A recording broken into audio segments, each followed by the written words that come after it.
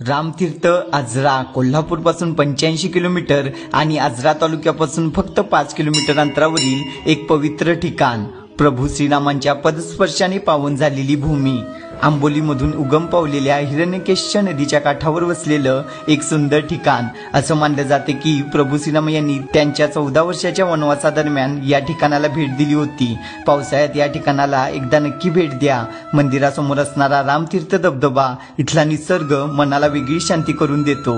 इथं आल्यावर असंही कळालं की पावसाळ्यात या नदीला कितीही पूर आला तरीही नदीचे पाणी प्रभू श्रीरामांच्या मंदिराच्या पायरीस लागता आपली मर्यादा ओलांडत नाही.